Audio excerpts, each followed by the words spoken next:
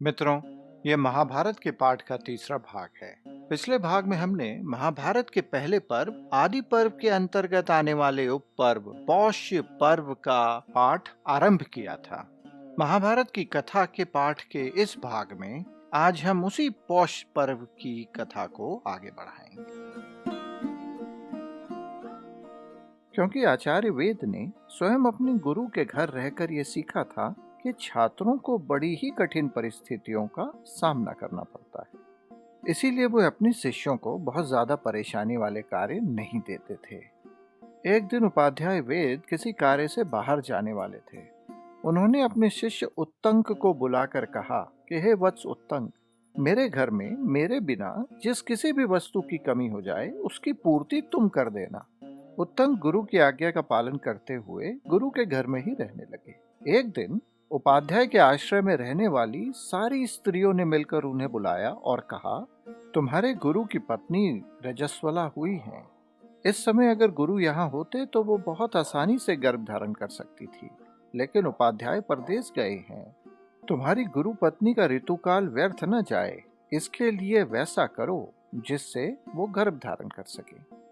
ये बात सुनकर उत्तंक ने उत्तर दिया, मैं आप सब स्त्रियों के कहने से ये ना करने योग्य निंदापूर्ण कर्म नहीं कर सकता। उपाध्याय ने मुझे ऐसी आज्ञा नहीं दी है कि हे वत्स, ना करने योग्य कर्म भी कर डालना। उपाध्याय वेद को अपने घर लौटकर वापस आने पर उत्तंक का सारा वृत्तांत मालूम हुआ। इससे वे बड़े प्रसन्न हुए और उत्तंक से बोले, बेटा, तुम्हारे लिए मैं क्या करूं? तुमने धर्म पूर्वक मेरी सेवा की है, इससे मेरा तुम्हारे प्रति प्रेम बढ़ गया है।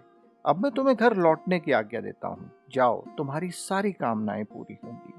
गुरु के ऐसा कहने पर उत्तंक बोले, भगवान, जाने से पहले मैं आपको गुरु दक्षिणा देना चाहता हूँ। उपाध्याय बोले, घर के भीतर प्रवेश करके गुरु पत्नी से पूछ लो कि उन्हें क्या चाहिए। वो जो भी बताएं वही वस्तु उन्हें भेंट कर दो। उपाध्याय के ऐसा कहने पर उत्तंक ने गुरु पत्नी से पूछा, देवी, उपाध्याय ने मुझे घर जाने की आज्ञा दी है, इसीलिए मैं आपको कोई अच्छी वस्तु गुरु दक्षिणा में भेंट करके गुरु के ऋण से उऋण होकर जाना चाहता हूँ। आप आज्ञा दें, मैं गुरु दक्षिणा के रूप में कौन सी वस्तु आपको लाकर दूं? गुरु पत्नी बोली, उत्तंक, तुम राजा पौष्य के यहाँ जाओ। उनकी पत्नी ने जो दोनों कुंडल पहन रखे हैं उन्हें मांग लाओ। आज्ञा मिलते ही उत्तंक वहां से चल दिए। मार्ग में जाते समय उन्होंने एक बहुत बड़े बैल को और उस पर चढ़े हुए एक बहुत ही विशाल पुरुष को देखा। उस पुरुष ने उत्तंक से कहा, उत्तंक, तुम इस बैल का गोबर खा लो। लेकिन उस पुरुष के ऐसा कहने पर उत्तंक को गोबर खाने की इच्छा नहीं हुई। तब वो पुरुष फिर से बोला, उत्तंक, खा लो, विचार न करो, तुम्हारे उपाध्याय ने भी इसे पहले खाया था। अपने उपाध्याय का नाम सुनकर उत्तंक मान गए और उन्होंने बहुत अच्छा कहकर उस बैल के गोबर को खा लिया। लेकिन क्योंकि वो जल्दी में थे तो अपनी उतावली के कारण उन्होंने खड़े खड़े ही आचमन किया। जब उत्तंक राजा पौष्य के पास पहुंचे तो राजा ने उनसे पूछा कि कहिए, मैं आपकी किस आज्ञा का पालन करूं? तब उत्तंक ने पौष्य से कहा, मैं अपने गुरु पत्नी को गुरु दक्षिणा देने के लिए आपसे वो 2 कुंडल लेने आया हूं जो आपकी शतानी ने पहन रखे हैं। आप उन्हीं दोनों कुंडलों को मुझे भेंट में दे दें। यह सुनकर पौष्य ने उत्तंक से कहा, हे ब्राह्मण, आप अंदर जाकर मेरी पत्नी से वो कुंडल मांग लें। राजा के ऐसा कहने पर उत्तंक ने महल के अंदर प्रवेश किया, लेकिन उन्हें वहां वो शतरानी दिखाई नहीं दी। तब वो पुनः राजा पौष के पास आकर बोले, राजन, आप मुझे संतुष्ट करने के लिए झूठी बातें कहकर मेरे साथ छल करें, यह आपको शोभा नहीं देता। आपके अंतःपुर में शतरानी है ही नहीं, क्योंकि वे मुझे नहीं दिखाई देती है। उत्तंक के ऐसा कहने पर पौष ने एक क्षण तक विचार करके उन्हें कहा, निश्चय ही आपका मुंह झूठा है। याद कीजिए, मेरी शतरानी बड़ी पतिव्रता है और इसीलिए एक अपवित्र मनुष्य के द्वारा नहीं देखी जा सकती। इस बात को सुनते ही उत्तंक के ध्यान में आ गया कि हाँ, मुझ में अशुद्धि रह गई है। यहाँ आते समय मैंने खड़े होकर ही चलते चलते आचमन किया था। तब पौष ने उनसे कहा, हे ब्राह्मण, आपके द्वारा विधि का उल्लंघन हुआ है, खड़े होकर और जल्दी जल्दी चलते चलते किया हुआ आचमन नहीं के बराबर है। इसके बाद उत्तंक ने ठीक तरीके से अपने हाथ, पैर और मुंह को भली भांति धोया और फिर एक शीतल जल के द्वारा 3 बार आचमन करके पुनः अंतपुर में प्रवेश किया। तब उन्हें शतरानी का दर्शन हुआ। महारानी उत्तंक को देखते ही उठकर खड़ी हो गई और प्रणाम करके बोली, हे भगवान, आज्ञा दीजिए, मैं आपकी क्या सेवा करूं। उत्तंक ने महारानी से वो 2 कुंडल मांग लिए। महारानी ने उत्तंक को वो दोनों कुंडल उतार कर देते हुए कहा, हे ब्राह्मण, नागराज तक्षक इन कुंडलों को पाने के लिए बहुत प्रयत्नशील है, अतः आपको सावधान होकर इन्हें ले जाना चाहिए। शतरानी से दोनों कुंडल पाकर उत्तंक वापस राजा के पास पहुंचे और उनसे जाने की अनुमति मांगी।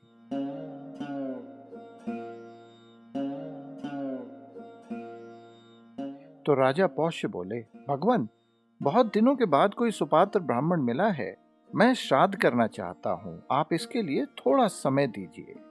तब उत्तंक ने राजा की बात मान ली, लेकिन उनसे निवेदन किया कि मुझे शीघ्रता से घर पहुंचना है और आपके यहाँ जो भी शुद्ध भोजन तैयार हो उसे मंगवा लीजिए। राजा ने उस भोजन को मंगवाने का आदेश दिया, लेकिन जब भोजन सामने आया तब उत्तंक ने देखा उसमें बाल पड़ा है और वो ठंडा हो चुका है। इसे देखकर उत्तंक ने राजा से कहा, आप मुझे अपवित्र अन्न दे रहे हैं, अतः आप अंधे हो जाएंगे। इस पर राजा पौष भी चुप नहीं बैठे। उन्होंने उत्तंक को शाप के बदले शाप देते हुए कहा, आप एक शुद्ध अन्न की थाली को दूषित बता रहे हैं, अतः आप भी संतानहीन हो जाएंगे। तब उत्तंक राजा पौष से बोले, महाराज, अपवित्र अन्न देकर फिर बदले में शाप देना आपके लिए उचित नहीं है। आप अन्न को स्वयं पहले देख तो लीजिए। यह सुनकर जब राजा पौष्य ने पता लगाया तो उन्हें ज्ञात हुआ कि वो भोजन खुले केश वाली स्त्री ने तैयार किया था। इसी कारणवश उसमें केश पड़ गया था और देर से बना होने की वजह से वो ठंडा भी हो गया था। अपनी गलती को समझते हुए राजा पौष्य ने उत्तंक से कहा, हे भगवान, ये केश युक्त और शीतल अन्न भूल से आपके पास लाया गया है। मैं इस अपराध के लिए आपसे क्षमा मांगता हूँ। आप ऐसी कृपा करें जिससे मैं अंधा ना हो। तब उत्तंक ने राजा से कहा, राजन, मैं झूठ नहीं बोलता, मेरी बात खाली नहीं जा सकती। आप पहले अंधे होंगे और फिर थोड़े ही दिनों में आपके नेत्र वापस आ जाएंगे। अब आप भी मेरे लिए ऐसी कोशिश करें जिससे आपका दिया हुआ शाप मुझ पर लागू ना हो। लेकिन यह सुनकर पौष ने उत्तंक से कहा कि मैं शाप को लौटाने में असमर्थ हूँ, मेरा क्रोध अभी तक शांत नहीं हो रहा है। क्या आप यह बात नहीं जानते हैं कि ब्राह्मण का हृदय मक्खन की तरह मुलायम और जल्दी पिघलने वाला होता है। हाँ, उसकी वाणी थोड़ी तीखी हो सकती है, लेकिन एक क्षत्रिय के लिए ये दोनों ही बातें विपरीत होती हैं। उसकी वाणी तो कोमल होती है, लेकिन उसका हृदय पैनी धार वाली छुरी के समान तीखा होता है। इसीलिए कठोर दिल का और क्रोध में होने के कारण मैं उस शाप को बदलने में असमर्थ हूँ। इसीलिए आप जाइए। तब उत्तंक ने एक बहुत अच्छी बात कही, राजन, आपने मुझे शाप देते समय कहा था कि तुम शुद्ध अन्न को दूषित बता रहे हो, इसीलिए संतानहीन हो जाओगे। लेकिन राजन, आपने स्वयं अन्न की अपवित्रता देखकर मुझसे क्षमा के लिए निवेदन किया। इस बात से अन्न का दोषयुक्त होना प्रमाणित हो गया है, इसीलिए आपका यह शाप मुझ पर लागू नहीं होगा। ऐसा कहकर उत्तंक दोनों कुंडलों को लेकर वहां से चल दिए। मार्ग में उत्तंक ने अपने पीछे आते हुए एक नंगे भिखारी को देखा जो बार बार दिखाई देता था और छिप जाता था। कुछ दूर जाने के बाद एक जलाशय के किनारे स्नान और आचमन करने के लिए उत्तंक ने उन कुंडलों को भूमि पर रख दिया। इतने में वो भिखारी बड़ी तेजी से आया और दोनों कुंडलों को लेकर भाग गया। उत्तंक ने भी बड़ी तेजी दिखाते हुए उस भिखारी का पीछा किया और कुछ देर में उसे पकड़ लिया। पकड़ में आते ही उस भिखारी ने, जो वास्तव में नागराज तक्षक था, भिखारी का रूप त्याग दिया और तक्षक नागराज का रूप धारण करके एक बिल में प्रवेश कर नागलोक में अपने घर चला गया। उत्तंक ने भी तक्षक का पीछा करने के लिए उस बिल को अपने डंडे की लकड़ी से खोदना आरंभ किया, किंतु इसमें उन्हें सफलता नहीं मिली। उस समय इंद्र ने उन्हें ये कष्ट उठाते देखा तो उनकी सहायता के लिए अपना वज्र भेज दिया। उन्होंने वज्र से कहा, जाओ इस ब्राह्मण की सहायता करो। तब वज्र ने लकड़े की डंडी में प्रवेश करके उस बिल को चौड़ा कर दिया, जिससे पाताल लोक में जाने के लिए मार्ग बन गया। उत्तंक ने उसी मार्ग से भीतर प्रवेश कर नागलोक का दर्शन किया। नागलोक की कहीं कोई सीमा न थी। इसमें अनेक प्रकार के मंदिर, महल, झुके हुए छज्जों वाले ऊंचे ऊंचे मंडप तथा हजारों दरवाजों से सजे हुए छोटे बड़े खेलने के स्थल थे। उत्तंक ने अंदर पहुंचकर नागों की और विशेषकर ऐरावत, जो नागों के राजा हैं, उनकी स्तुति की। लेकिन जब उन नागों की स्तुति करने पर भी उत्तंक उन कुंडलों को न पा सके तो उन्हें बड़ी चिंता हुई। तब उन्हें वहां दो स्त्रियां दिखाई दी जो एक करघे पर वस्त्र बुन रही थीं। साथ ही साथ एक श्रेष्ठ पुरुष भी दिखाई दिए, जिनके साथ एक देखने योग्य घोड़ा था। उत्तंक ने श्लोकों के द्वारा उन सभी की स्तुति की। मित्रों, महाभारत के इस भाग में कई श्लोकों के साथ ये बताया गया है कि उत्तंक ने कितनी सुंदरता के साथ उन दोनों स्त्रियों तथा उस श्रेष्ठ पुरुष की स्तुति की। तब वो पुरुष उत्तंक से बोला, ब्राह्मण, मैं तुम्हारे इस स्तोत्र से बहुत प्रसन्न हूँ। कहो तुम्हारे लिए कौन सा प्रिय कार्य करूँ। यह सुनकर उत्तंक ने कहा कि सब नाग मेरे अधीन हो जाएं। उत्तंक की यह इच्छा सुनकर वह पुरुष पुनः उत्तंक से बोला, इस घोड़े के पीछे फूंक मारो। यह सुनकर उत्तंक ने घोड़े के पीछे फूंक मारी। फूंकने से घोड़े के शरीर के समस्त छिद्रों से धुएं सहित आग की लपटें निकलने लगी। उन लपटों से सारा नागलोक धुएं से भर गया। ऐसे में तक्षक घबरा गया और आग की लपटों के भय से दुखी हो दोनों कुंडल लिए अचानक घर से बाहर निकल आया और उत्तंक से बोला, ब्राह्मण, आप ये दोनों कुंडल वापस ले लीजिए। उत्तंक ने वो कुंडल वापस तो ले लिए, लेकिन वो मन ही मन सोचने लगे, अरे आज ही गुरु पत्नी का वो पुण्य व्रत है और मैं बहुत दूर चला आया हूँ। यहाँ से समय पर पहुंचकर उन्हें इन कुंडलों का भेंट कर पाना असंभव जान पड़ता है। तब इस प्रकार चिंता में पड़े हुए उत्तंक से उस पुरुष ने कहा, उत्तंक, इसी घोड़े पर चढ़ जाओ, ये तुम्हें क्षण भर में तुम्हारे उपाध्याय के घर पहुंचा देगा। उत्तंक उस घोड़े पर चढ़े और तुरंत उपाध्याय के घर आ पहुंचे।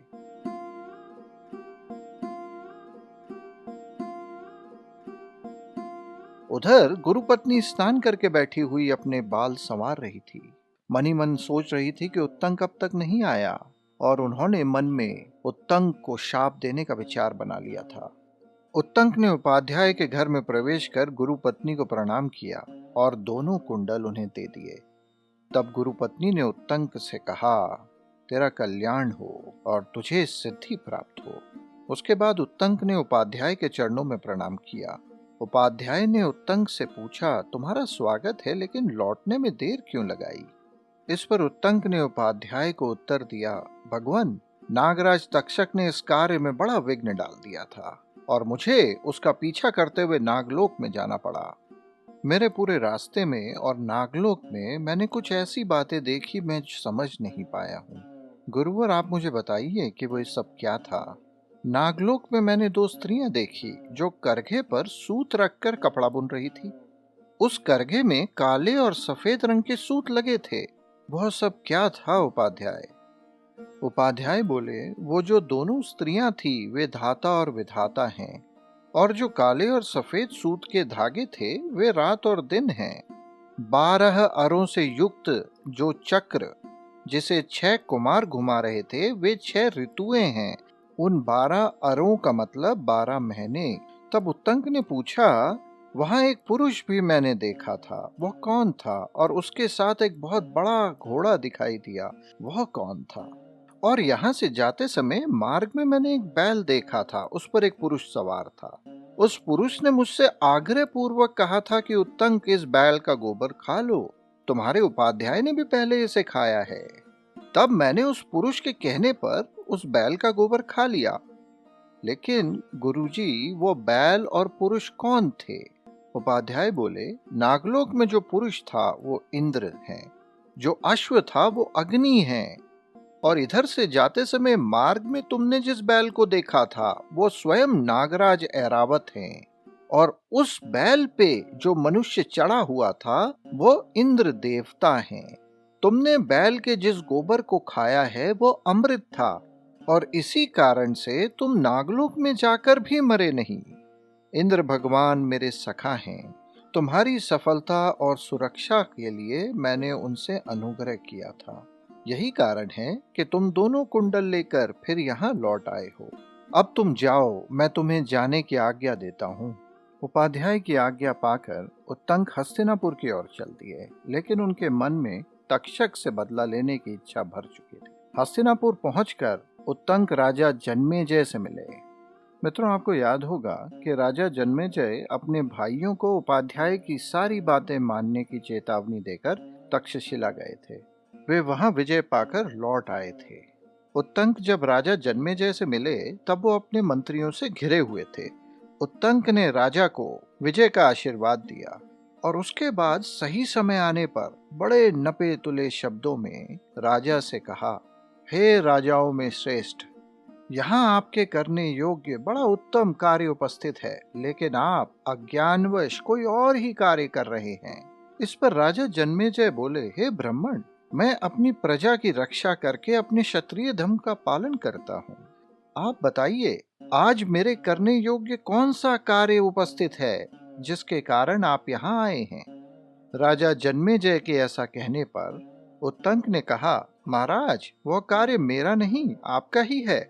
आप उसे अवश्य कीजिए। नागराज तक्षक ने आपके पिता की हत्या की है, इसीलिए आप उस दुरात्मा सर्प से अपना बदला लीजिए। शत्रुओं का नाश पाने के लिए शास्त्रों में सर्प यज्ञ कहा गया है, उसके अनुष्ठान का यही उचित अवसर है। राजन, अपने महात्मा पिता की मृत्यु का बदला आप अवश्य लें। आपके पिता महाराज परीक्षित ने कोई अपराध नहीं किया था, फिर भी उस दुरात्मा सर्प ने उन्हें डस लिया। सर्पों में सबसे पापी सर्प तक्षक अपने बल के घमंड में रहता है। उस पापी ने ये बड़ा अनुचित कर्म किया जो आपके पिता को डस लिया। कश्यप नामक एक ब्राह्मण आपके पिता की रक्षा के लिए उनके पास आना चाहते थे, लेकिन उस पापी तक्षक ने उन्हें भी आने नहीं दिया। इसीलिए महाराज, आप सर्प यज्ञ का अनुष्ठान करके उसकी प्रज्वलित अग्नि में उस पापी को जला दीजिए। ऐसा करके आप अपने पिता की मृत्यु का बदला ले सकेंगे और मेरा भी एक प्रिय कार्य संपन्न हो जाएगा। अपने पिता की मृत्यु का समाचार सुनकर राजा जन्मेजय तक्षक पर कुपित हो उठे और साथ ही साथ दुख और शोक में डूब गए। दोस्तों, इस प्रकार श्री महाभारत आदि पर्व के अंदर आने वाले पौष्य पर्व में ये तीसरा अध्याय पूरा हुआ।